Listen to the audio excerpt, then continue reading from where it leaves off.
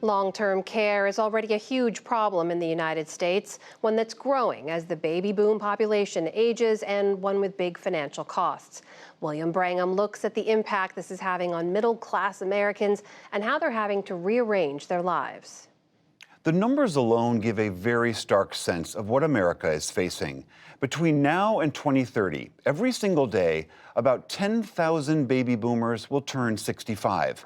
By 2050, there will be 85 million Americans 65 and over. 19 million of them will be 85 or older. Already, the total cost of long-term care for the elderly is around $500 billion every year.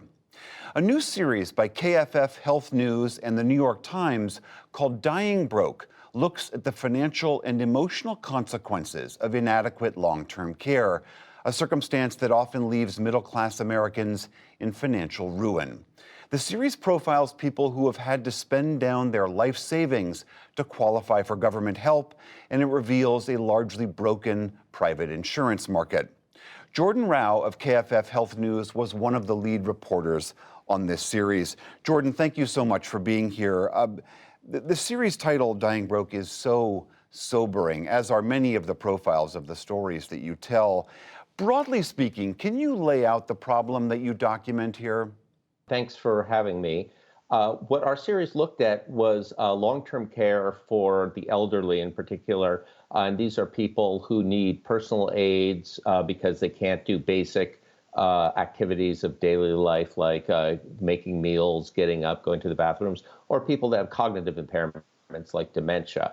And a lot of people think that Medicare covers this, but that's not the case. It doesn't cover any of that. So our series looked at this huge gap in support for American families. Some people have taken out long-term care insurance, but in fact, it's a small amount, and that market is pretty broken and doesn't work.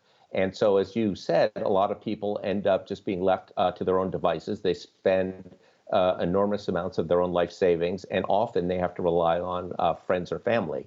And a lot of the series looked at the family members who have made enormous sacrifices to help their parents. Yeah, one of the many stories, they're all quite profound, but one of the stories you tell is about Gay Glenn and her mother, Betty Ann. Can you tell us a little bit about their story? Sure. Gay moved from Chicago to Kansas when her mother had dementia and needed to be in a nursing home. And so she moved there to both help her and also to sort out her finances. The nursing home costs over $10,000 a month. And she had to hire a lawyer, as many people have to do, just to figure out how to get her mother to a point where she could qualify for Medicaid. So Medicaid, as we touched on, is the federal state program that does cover, provide long-term care for people, but you have to have almost no assets in many states and very little income. So you basically have to be destitute. And Gay was working on this. At the same time, she had to figure out what to do with her mother's house, and she had to give up a lot of her own career and personal desires to help her mother.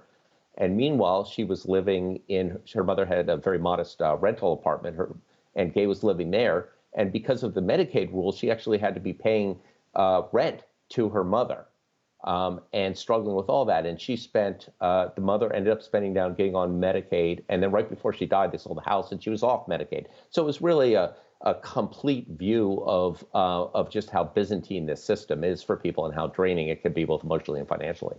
Byzantine is such a good word for it.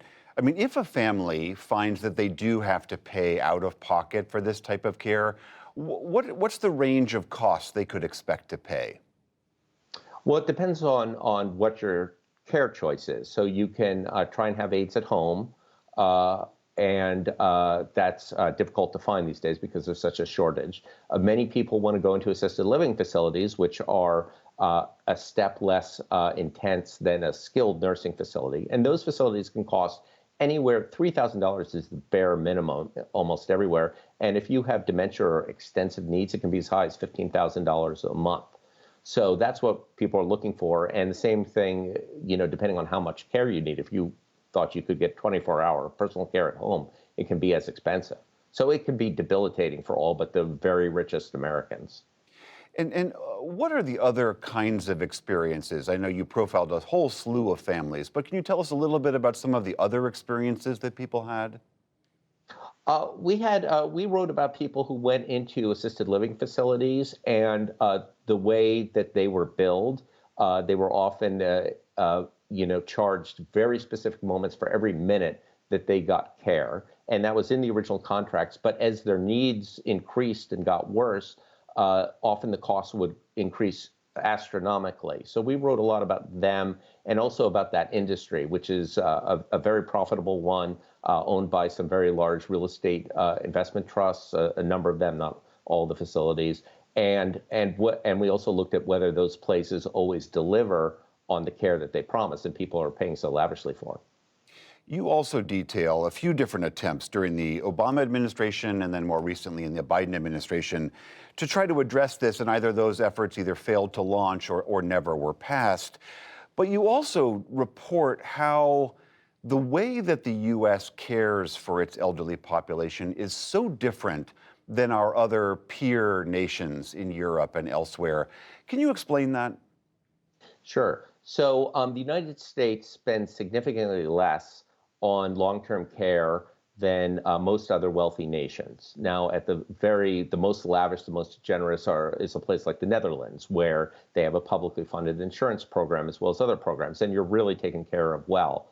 But other countries have a whole slew of things that we don't have. For instance, in Japan, they assign a care manager to help you navigate this Byzantine system that we talked about. And in other places have more generous financial aid so that you don't have to be totally bankrupt. And so that's what we looked around at other countries and really found the United States fares very poorly in comparison. All right, the series is called Dying Broke. Jordan Rao of KFF Health News, thank you so much for being here. Thank you so much for having me.